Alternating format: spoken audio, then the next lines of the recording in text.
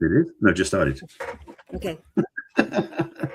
This is Barry and Christine wishing you Happy New Year. And today we're going to talk about a new dating approach for the new year. We're really excited to talk about that. Welcome to the... Sorry, go ahead. Sorry. Kicking the new year off right. Sorry, I just jumped in on that one. Perfect. We're going to welcome you to the newsstreamingnetwork.com, WGSN-DB Going Solo Network, TV and radio's #1 internet singles talk radio. And this is Let's Talk Dating with Christine and Barry. Hi, Barry. Hi, Christine. Happy New Year again. Happy New Year. January 1st, a brand new year to talk about some new approaches to dating. Because absolutely. Not making resolutions. I think resolutions sometimes can be really difficult because it's really hard to throw out the old and start something brand new. But to have a new approach, I think, is a really great way to look at dating. What could be a new approach, a new way of thinking about it, some new ways of approaching people, approaching yourself, approaching thoughts about dating? What do you think about that, Barry? Well, let me back up a second and see about resolutions, because I have a whole litany on this. I think it was about last year. I can't remember now, years since the last time, but I said the challenge resolutions are usually they're like demands that we make about getting things done. Whereas really I talk about you setting intentions, and really the approach of dating is kind of an intention. Like, what would I want to have versus I must do this? Because a lot of people's resolutions, there's a joke about how, somebody said, I'm going to open a gym called Resolutions. It'll be a bar in 3 weeks, because resolutions don't last that long. So in our conversation here, I really want to explore and talk about how we can have new intentions and approaches of how we date. And frankly, I say it this way: if you've listened to all 260 odd of our episodes, you probably have a new approach anyway. But we're going to go into more detail today. Perfect. Because an intention is something like having an agreement with yourself, a promise with yourself, that you have an intention of, how do I want to think? How do I want to approach this new way of thinking? So what I always think of is, if I was going to do something differently, I was just going to maybe walk a little different on my walk today. I'm going to go down a different street just to see, are there different colored houses? Are there trees that are different? Maybe I'll see some different dogs. I'll have a different view of the sky. I might see some different signs or something. That's my intention, just to try something different, to see something different, smell something different, feel different things under my feet. My intention is to just do something differently, to experience something differently with no idea about what the outcome would be. My expectations are zero about whether it'll be good or bad, or I'll like it or I won't. My intention is it's going to be different. That's really helpful, especially in dating, don't you think, Barry? Oh, yeah, because the thing is, it's so challenging when we say I'm going to make a radical shift and do things so different than I did before. And then a couple of days in, you're going, what am I doing again? How do I, because the challenge is it's too much of a shock to the system. Yeah. And if you are looking to change the way you're dating, if your last year of dating hasn't been to the level you want or to the quality you want or as fulfilling as you want, then to make a dramatic shift might be too much of a big ask that may not be successful. So the idea of doing things slightly different, just making a slight detour, changing direction. Another memory comes forward. We talked about this in another show way before about feedback, is that we talk about feedback in the context of like it's either positive or negative. And I'll get to the point of this in a moment. But the way that airplanes fly on autopilot is they're not on course most of the time. They're actually off course 90-something% of the time. But what they do is they course correct. They just tweak, adjust. They go from like flying from LA to New York. It's going to be off course 90-something% of the time, which is scary, but also makes sense because winds happen, things change. And the idea of dating approach differently and doing incrementally is if you take a radical shift, you might decide you've overcompensated for where you want to go. But doing it from more of a baby step or as let me try something a little bit different. You're leaning into a new direction and you can feel, does it feel good or not? If it doesn't, okay, let's try something else. If it does feel good, do more of it. And it's that sense of test driving, so to speak, your new approach. Oh, I love that because I use bicycles and sailboats as well for the same thing. That when Yeah. you're riding a bicycle, you never stay straight. You're always course correcting along the way. And also a sailboat, you never stay in the same direction. Sometimes, especially depending on what the wind's doing, you have to change a little bit. So to think about that, dating is the same thing. There's not a direct path. There's always weaving and bobbing. And don't feel upset about it. Don't feel like, oh, I'm stepping back, or be rigid about it, to go, oh, this is part of the journey, that those plans changed, or it didn't turn out the way that I thought it was going to. Oh, look what else happened. Because so often people, if they're more relaxed about it, go, something really marvelous ended up happening, or something terrible didn't happen, that you get to learn something new. So part of your new approach could be to be a little more flexible about it, to be a little less intentional about this is how it has to be, that maybe your intention is, let's see what's going to happen. I'm going to go try something new, and stay completely open about what's going to happen, and not have any set thoughts about what's going to happen. I am just going to wait and see, and make up my mind later about what I think about it. That could be a Yeah. very nice new approach. Well, the thing, and to underscore that, that's the thing, is that when you do something different, it's good to really go, okay, let me look at this and see how it was. And then afterwards go, was that a good thing or a bad thing? It's almost like you want to test drive and then decide. It's almost like you're shopping for cars. Most of the time, you might drive several different vehicles. I mean, I'd be buying them online now, so it's not the same as it used to be, where you basically go to different dealerships. But the thing is, you basically review after you've driven which one had what you wanted, which one didn't. And again, I know it sounds simple, but it's the same way. Because some people I know, when they go on dates, it's like, that was so horrible, I'll never think about it again. They don't do any self-reflection about it. Maybe the fact is the person was in a bad mood, or you're in a bad mood, or something else is going on. So when you go on dates in the new year, maybe approaching it from a place of construction, because I know we're talking about dating approach, but we're actually talking about how to approach the approach in this moment. But I like that. What we're saying, though, is that when you go on dates, yes, we're talking about different ways of doing it, but also, how do you perceive the date? How do you experience the date? How do you look back afterwards and reflect and take feedback? Because one of the things I'll say about your dating approach, if you're not doing it already, is you want to use it as a incremental building process. I mean, if you go on a date and things didn't work, okay, good. Make a list of what things didn't work and did work. Use that to refine your next one. And so you start building a new pattern, a new program, again, leaning slightly off of the course you were doing to a new way of doing things that might work for you better. I like that. And also what I stress too, as you do, that when you write down the things that did work, keep track of that. Oh, look at the things that did show up that I liked. I want more of that. And what didn't work, what would you like instead? Write that down instead of throwing everything out because you liked some of the things. It's never all awful. I've never had all awful before. It's always, there were some positive things, period. And then I really learned some really important things. I was like, oh, I forgot to ask that question ahead of time, or I forgot to put that in my profile, that was really important for me to have. So when you're approaching it, think about, what am I going to learn? What am I going to learn about me? What am I going to learn about them? And walk away with that knowledge. So that way you're never disappointed because you're always learning. Yes. And that when I speak to the ladies, and I think often, most of us, even if we buy the first thing we tried on, we often try on more things because we want to be sure that we like the first thing. And if we don't even like any of them, we figured out what we didn't like about them and what we did like about them. So then we can go say, oh, I liked it, but I didn't like the length, or I didn't like the neckline. So then we go looking in the racks for something that had the things we liked, but we needed more of the things differently that we didn't like. Do dating the same way, exactly the same way. Yeah. I mean, let me ask the question of you, the listener, you, the viewer, this way. Are you dating just to date, or are you dating for a particular goal, maybe to have a long-term relationship, or to be married, or to have family, those sort of things?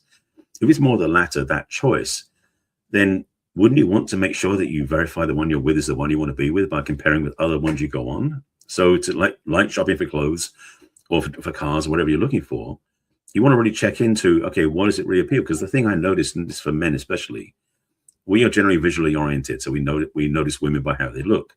It's not necessarily physical presence. It's about the energy that they bring, which is how they shine their light, so to speak, is how I define it. It's easy to get tempted by somebody that looks perfect. But then when you sit down and talk to them, you go, well, not quite what I'm looking for. So recognize that there's more to the picture, of course. I mean, we talk about this all the time in our show as well, about what are the qualities of a partner. Is more than just physical appearance, because especially if you're going for a long-term relationship, that's going to change. Unfortunately, with this human body we live in, we evolve. I'll put it that way versus something else.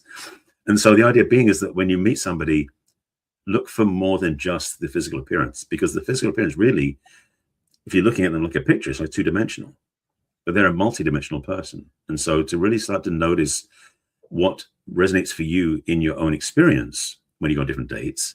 So when you meet somebody and you go, oh, it's good, they have that fascination with life. Oh, I like that sort of thing. Or they don't seem to like being wrong, being found out as being wrong. They're very attached to being right. You sort of decide what things work. Now, for some things are changeable. But when somebody's really defined themselves by a certain way of being, that's very telling. And that can be either a good thing or a bad thing, but you need to decide that for yourself. So that's part of the approach that some people are not as good at, is really defining what is really important to you, what makes you tick. So first figuring that out, so then you can now see what in the other person would be appealing to you and what would make you tick. So that when you're now asking the questions about their religion or their travel plans or preferences, do you mesh? Or is it something, wow, I've never thought of it that way, but I could do that, or I could at least have a conversation about that? Because most of the time when we approach dating, people don't ask those kinds of questions. They just talk about the news, which is good, but I want you to also really think about the top 2 or maybe 3 things that are really essential to you that you would really need to have in an ongoing partnership, and make sure that that person is somewhere in alignment with that with you, in close, that if they don't believe in God and you pray every day, that could be a problem. Or as Barry says, if you don't have a passport and you have not been out of the United States, you're not my gal. You remember that? I do. And if you can have a deep conversation about relationships, you're not my guy. So Barry and I have walked our talk. And if you really are clear about, there are these top things that are very important to us that we find out pretty soon from the people sitting across the table from us, if this is who they are right away, in very gentle conversations with them, then we know if there are people or not. And often people are 10 dates in and they haven't found this out. And then they're so disappointed because they like them and they've been on all these dates, and then they feel like they've wasted all this time. So if you have not figured out what your top 3 things are, that would be a very new thing for you to add to your dating approach next year, I think. Oh, I think you should start with that. Whether or not you did it before or not, always start with that anyway, because it's going to give you much better bearings and place to position from. You know, the challenge sometimes is, that's wondering why GPS works the way it does, is you need to know where you are to be able to get where you want to go. You're going to know where you're starting from. And so really grounding yourself in those things that really work for you, as important to you, or as must-haves even, gives you a reference point of what you start from. And then you build from there. And we're not going to present the idea that you need to let go of those and settle for less. That's never what we talk about. But you've got to start with your core values, because you know that your core values need to be honored for yourself. So therefore, anybody in your life, ideally, including friendships as well and business relationships, will honor that as well. So romantically, you want somebody who is on the same page as you. Now, the views may differ enough to give you some contrast, but it's not about extreme opposites. You know, it's the opposites attract. Well, I would say that's a gender thing, not so much a personality thing. Although I do know couples where one person is very loud and avert, one extrovert, and one's very quiet and is introvert. Yet it comes to core beliefs and values that tend to be more aligned. So that's why you need to know what yours are and really define them for yourself. So when you go on dates, it's kind of your radar. You'll notice what lines up for you and what doesn't. It becomes easier. The other thing to think about is, have you concentrated in 2025 more on online dating? So do you need to start doing more things out in the world? Or have you done more organic, as people call it, the out in the world dating? And maybe you'd like to now in 2026 explore more of the online dating. So figuring out what haven't you done that you might put your toe into the other thing. Because Barry and I talk a lot about having a balanced diet in your dating. You need to do both. It's really important to add both. They both have very good benefits. They both have their own challenges. And it's really essential to do both because it exercises different muscles in you. It gives you a chance to talk to people in a very different way. It gives you a chance to talk about yourself in different ways. And so that's something that Barry and I really are happy to help you with, is balancing the way that you're learning how to date. And that might be something that you might consider in 2026 now, about how to be more balanced in the way that you're meeting people. Absolutely. It is something that, I mean, if you've been listening to our podcast or watching our shows over the last 4 or 5 years, we've told you all the things you need to know, really. So this is, in a way, it's kind of a recap, but at the same time, to save you going back to listen to hours and hours of content, this is a synopsis in a way, or a Cliff Notes version to give you some good tips and really to know what's been working, what doesn't work. You know, the saying is like, do less of what doesn't work, do more of what does work, and try something new. Well, as Christine was saying, it's like, if you haven't been doing things a certain way, maybe you want to try exploring those things, joining social groups that do things you love doing. You might meet somebody there as well that maybe you didn't do before because you were online dating, or maybe you never want to do online dating because you're afraid of it. Maybe it's time to dip your toe in the water with that one. Explore online dating as a new approach, because I would say to presume the one person you're looking for is in the only place you haven't looked is a bit of an assumptive move. And because there are so many different dating apps and dating sites out there and matchmakers and dating opportunities, there are so many choices you can make. And none of them are right or wrong, just their choices. So dip your toe in the water, so to speak, and explore and expand and look into what may be something you haven't done before, because you might discover not only just possible dates, but a new way of life that you didn't experience before, like dance lessons, for example. That's one of mine I want to do this year. I've not done for a long time. It's actually, I'm putting it out there. I've just added myself. I didn't even plan on saying that. But still. But I want to become better at dancing, because my dancing is pretty clumsy, and to learn partner dancing, because when I meet somebody I want to play with, that would be a great skill to bring to the table. So find things that really make your life more attractive to somebody else as well. Us ladies like men that know how to dance, Barry. Just putting in a plug for that. For us 2X chromosomes, we like it. The other thing that I hear people all the time say, oh, online dating doesn't work. I said, well, maybe you just need a little refresh of writing your profile. Maybe you just need an update of your pictures. Barry and I are very happy to help you with that, because online dating works really well. It's how I met and married my late husband. I've had lots of clients that have met that way. So if it's not working for you, it might just mean that you need a refresh. That's it. Yeah. Or you might need a new way of writing to people. I mean, really, it's not. Barry and I have been studying this for over 3 decades. And so you don't know everything. I know you know way more about what you know about your job, and let me to show you, Barry and I know a lot more about this. Yes. Speaking of which, yes, if that has enticed you at all, that you might want to talk to Barry or I. Just briefly before we have a commercial break, the way to reach me is to go to my website, which is www.theperfectcatch.com. Scroll to the middle of that webpage and click on What's Holding You Back from Love questionnaire. It will give you a link to my online calendar. You can schedule a complimentary conversation with me, and we can chat and see if I can help you. And you could also send me a private email at Christine@theperfectcatch.com. And Barry, tell them how to reach you. Similar to Christine, I have a website, which is my name in this case, barryselby.com. And at the top of the page, I have my link to my calendar, which is basically Let's Chat. And if you click on the button, you take to my calendar, which you can get on schedule, and then also give you a list of questions to answer to give you some clarity and navigation of what you are and what you're looking for and what's lining up. And we'll schedule a Zoom call where we can talk and really discuss what's working for you, what's not, and maybe we want to work together. That's just something, an invitation. It's not a you must do that. It's just an invitation, and we discover how well we figure out things together. If you want to send me a private email, you can send one at barry@barryselby.com, and we'll tell you more about all the things you wait to reach us at the end of the show. Yes, and we're going to take a short commercial break for our sponsors, and we'll be right back with Let's Talk Dating, talking about a new approach to dating in the new year. We'll be back in a few moments.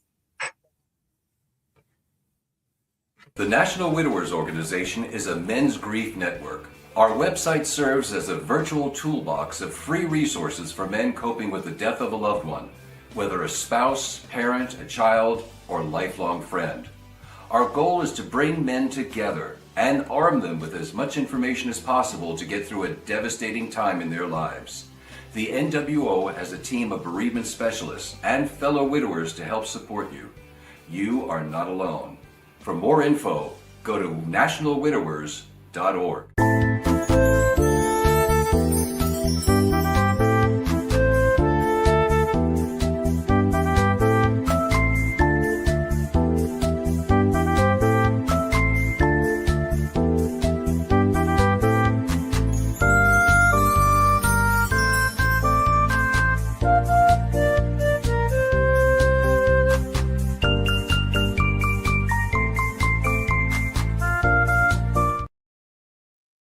Thank you again to the National Widowers Organization and the New Streaming Network for being our wonderful sponsors. And this is Let's Talk Dating with Christine and Barry, and we're talking about the new approach to dating in the new year. Welcome to 2026. Happy New Year, Barry. Happy New Year again. Yeah, this is something that is such a appropriate moment to talk about things, because a lot of people, again, as I said at the beginning of the show, feel like it's the new year, they're going to set resolutions and make their rules and get the whole year set up the right way. What we're talking about here, and we'll continue talking about in the show, is how to walk into the new year with a gentle approach that supports you in the heart-centered approach, which basically is love and dating and all sort of things. So this is maybe the easier way to get into the new year. I'll say it that way. Ease with yourself, ease into dating. It'll give you some ease with the other people around you. To have some ease into, we're all a bunch of human beings having a human experience, doing our best, trying our hardest. Boy, everybody thinks they should just know how to do this thing called dating. And generally people are just stumbling around in the dark and not knowing what to do and upsetting each other, often so unintentionally. And one of the many things that I quote Alison Armstrong about saying is, if we could all just pause a moment and say, what if nobody's misbehaving? What if there's a really good reason that he said that thing or she said that thing? What if there really was, they had the best intentions, or they didn't mean it that way, that they didn't mean the words that landed that way, they didn't mean that tone of voice. If we could just even check, wow, did you mean it that way? Gosh, this is how I heard it. Was that how you meant it? I mean, boy, if they meant it mean, you need to know and say bye-bye. Yeah. I'll tell you, when I learned to start doing that, people were so surprised. Or they'd say, oh yeah, I know. No, I didn't. I'm so sorry. I mean, 90% of the time. And so I didn't get my feelings hurt, or maybe for a second, but then it got fixed. And they either said, no, not at all. And I was being my oversensitive self, which I was until my 40s, or they apologized. Oh, I bet it did sound really crabby. I didn't mean it crabby. When I was married the first time, I was in charge of 33 people in 5 different departments. And in my 20s, and feeling so incapable of doing all of that, but had bosses that kept seeing more in me than I really had. And there were times I walked in the office and I would just say, for the next hour, y'all just have to not listen to my tone of voice. I'm going to have to say stuff, we need to get work done, but you just have to, I'm going to work on my tone of voice, but it's going to be for an hour. And they were so understanding, because I'd say it out loud. Because it would take me about an hour to recover from this crabby tone of voice that I knew I had. And it was lovely how understanding they were, because I said it out loud.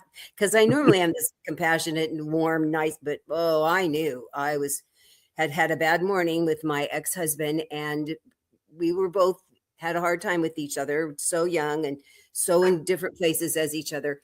And we're, after all these years, we both got married. My husband died. He's still married. And we've had lovely conversations about how we're so much better friends. But to say out loud, this is where I am, and it has nothing to do with you. Yeah. It was so helpful. So helpful. So if you can do that now with somebody that you're just getting to know or friends, it is freeing for both people. Or if you can't say it, to ask, geez, are you in a bad mood? Or did you mean that? Did I do something that upset you? Because it's really hard to not take it personally. I certainly took things personally for a really long time in my life. But that would be a really nice new approach to use in your dating life, right? Wouldn't it be refreshing? Oh yeah. Well, the thing on that, and I love what you said there, and the story you shared. I mean, it is one of the 4 agreements about don't take things personally from Don Miguel Ruiz, but it's easier said than done. And if we're sensitive, caring people, which I think we are certainly, and probably a lot of people who watch our show are, it's tempting to presume guilt before innocence for our own words we didn't do, or the way we heard something from other people, rather than being inquiring. It's like being in the inquiry state as a innocent way of doing things versus like a looking for guilt to throw. Because the point also is when we're asking questions, we may be like loading up our cannon of guilt to throw at somebody, So to have that sense of what was said here, what was really meant here, what was the intention behind the words, what was going on, versus the how's one to put it, the assumption. And we know about making assumptions and everything else, but that's assumption that what was said meant something that it didn't mean. Because we are very good at miscommunicating in life. That's the way we tend to say things with a certain tone or an emotion, like you were saying. The other person hears something totally different from what we meant. And so we don't, and oftentimes we're so oblivious to what we're saying, we don't know we need to clean it up. So if you're on the receiving end of that, no, it's true of the other person too. So there's an ability or an opportunity to question from a place of curiosity, not a place of wrong, of judging. But curiosity, saying, the way I heard that felt like you meant this. Is that true or not? Yeah. And to do it as a question, so you're not accusing anybody, because again, it's easy to make assumptions. Don't need to. Yeah. Just ask, find out, and then you can move forward from that place. I had a really good girlfriend when I was starting this experiment of I'm so oversensitive about taking everything personally. And we had an agreement that we could say, ouch. Before I said anything else, I would just say, ouch. Mm-hmm. And she'd go, and then, because that's all the word I could get out right then. And say, right. And so then I'd take a breath, and we could have so often it really was not, but every once in a while, kind of a little pissy with you. So whatever you can come up with, the first, honor yourself first. Great. That was what I decided. I had to honor myself. Yep. That hurt. Mm-hmm. Okay.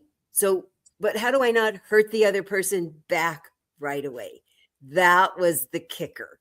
Because I just wanted to back. And what was hard is then I'd feel worse because I don't want to hurt them. Oh, it was just such a mess. It was really refreshing to learn all of that. I wish we all had that skill. For everybody who had that skill. So basically, you said something wrong, the person just said ouch, and you went, oh, hang on a second, what did I say? And then you could record it, because also oftentimes we say things without thinking. So we may say something that's barbed and spiky the other person wasn't planning to receive, and we didn't know we did it. So being self-aware, as we said in the show many, many times, self-awareness is key. We become better at communication, but also get better at listening as well. So wouldn't that be an interesting thing to learn about the person on the other side of the table from you? Would indeed. Oh, that would be so. I learned this on a video to have this new approach to dating. Hey, we want to start the new year. You should watch this podcast. Absolutely. So another new approach is to make new friends. Find a way to make new friends. Add friends to your life. Loneliness is an epidemic, especially for people over 50. And people say, I don't want any more friends. Do you really have too many friends? Maybe. I've not met too many people that had too many friends, but maybe. But the people who don't have too many friends, certainly in a variety of places in your life. Do you have too many friends in a variety of places of your life? Do you have enough people to go do outside stuff with? Do you have enough people to have heart to talk with? Do you have enough people to do inside stuff with? Really? If you don't, then pick one or two or three things that you would like to have people to do that with, and go find people to do that with, just to make friends, not to have a date, but to go do more things with. Because when you're, as we've said many times, when you're going to go do something that you're enjoying with people that you enjoy, yes, odds are you might find somebody to date. So that would help you have a new dating approach. But go make friends. I can't tell you the people who, especially widowed people, because you met mostly men who've lost your social arranger person, and they don't know what to do with themselves. So I say, go take dancing lessons, go learn how to cook, go to axe throwing, go do a woodworking class, go do something where you're going to go make guy friends, go to a car club, go to something where you're going to start making friends on your own, since your social arranging person is now gone.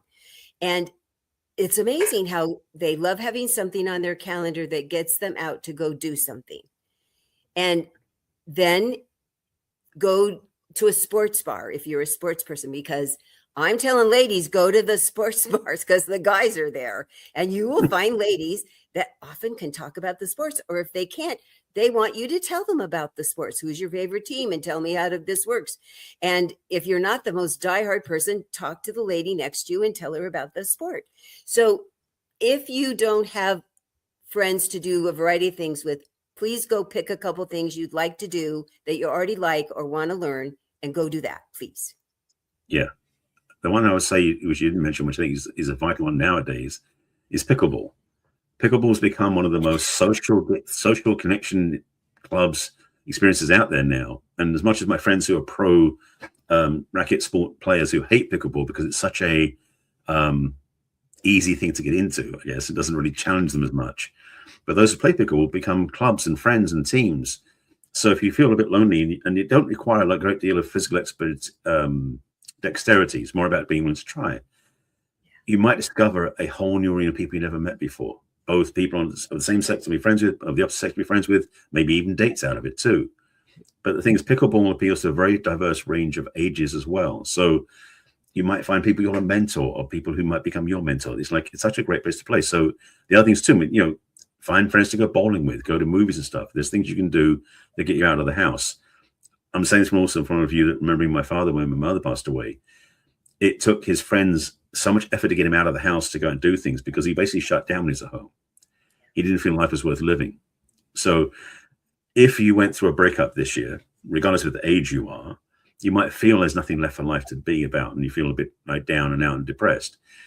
You don't have to stay there. Now, it may be hard to get out on your own 2 feet, but at least pick up the phone and call us somebody who you can trust, who may get you motivated, get you moving, get you out in their life, because the new dating approach may be just getting out of the house. So taking steps to add to your life socially, environmentally, because it's easy to just stare at your phone or look at the TV and ignore life and just become passive and passenger. Dating doesn't happen that way. And if you are watching a show, you're probably thinking about dating, because that's what we talk about in our show. So taking action that moves you out of the house, into life, into social environments, into interactions is at least the first step you want to take. Oh my goodness, that's such wise words, because you need to get out of the house. You absolutely need to get out of the house and go do things that stimulate your mind, your emotions, your body, your soul. If you want to do meditation or go to church, and live as a whole human being. And if you can't figure out how to do it on your own, and you have any friends, tell them, help me get out of the house. Take me to something. Take me to the movies. Take me to dinner. Get me out of the house once a week. Take me somewhere just to get me out of the house. Start there. And then have them pick a social thing for you. If you can't do it yourself, okay, put somebody in charge. I used to plan parties for a living, and I loved having a friend that wanted to arrange stuff for me, because I got paid to do it and did it all day long every day, and liked it that I didn't have to arrange my personal social life. I liked having friends that did that. So if you would prefer somebody do it for you, put somebody else in charge. Tell them the kind of things you like doing or things you don't like doing, and then put them in charge. It's too easy to just stay home. And so that might be your new approach, is just have somebody get you out of the house once a week. Just once a week start. You might decide you like it. Yeah. It's amazing how easy it can be if we want to take that first step. Yeah. And that is the challenge sometimes, is that there's a part of you that's so afraid to take the first step to change the way you've done things. Again, we said at the beginning of the show, try something different. Yeah. This new approach, this new idea of dating in the new year, doesn't have to be rocket science. It doesn't have to be the biggest thing you've ever done in your life. It might lead to the biggest thing you've ever done in your life. You never know. Yeah. But you're willing to take one step at a time. You know, they say the journey of 1,000 miles begins with one step. And it does take that first step to get things moving. Because when you take your first step, you can go, oh, a different viewpoint now. Where should I go from here? And each step becomes a new experience, a new level, a new layer. I remember there's a game we played. Well, a game was an exercise we did when I was in grad school, talking about how we accomplish tasks and goals. And we had this whole thing laid out on the ground, or the carpet rather, in the ballroom we were in. And we had tape lines every 3 feet going out to like 30, I think 33, 36 feet. So like 11 or 12 tape lines. And basically what we did, we did a thing with a game called ring toss. Basically it was like a pole about this tall sitting on a base, and he threw rings to get on top of it. And so we took, we didn't say bets, but we took guesses about how many we could get on the ring, how far out, because we figured out we're doing the math exercise saying, okay, if you threw one ring 33 feet, that was 33 points. If you threw 5 rings 3 feet, that was 15 points. So you basically did the math. So I said, okay, well, what's the maximum number of points you could get basically on where you put the pole, where you put the base, and then where you throw it from. And it became clear the lesson was that if you put the pole on the 3 foot line, you could lean over and drop it on top, so you were guaranteed to win. And the key was that 3 foot was far enough, because you could do that multiple times. If you try to throw 33 feet, you might get one as a fluke, but the odds of missing it are much higher. So if you can do a big goal, like I'm getting married this year as your big goal, maybe you don't know for sure. But if you get out and take the first step and say, you know what, I want to go swipe right on somebody in the dating app, or I want to meet somebody socially, or I want to go on a date, that could be your, quote, 3 foot jump or 3 foot toss. Meaning you do one step at a time and you learn things, baby steps, so you can actually do things and get victories because you win each time. That's a great analogy. Baby steps. So if you would like to know how to do baby steps, Barry and I would be so happy to teach you how to do your new dating approach in 2026. Yes. So the way to get a hold of me is to go to my website, which is www.theperfectcatch.com.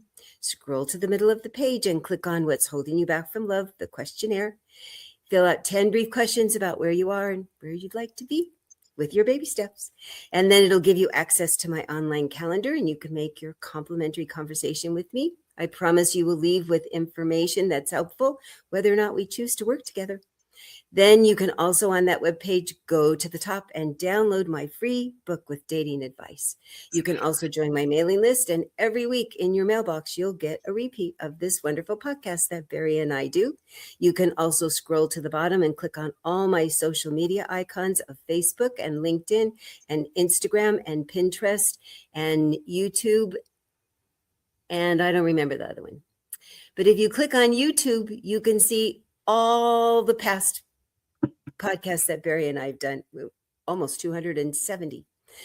And you can also send me a personal private email at Christina@theperfectcatch.com and tell people how to reach you, Barry.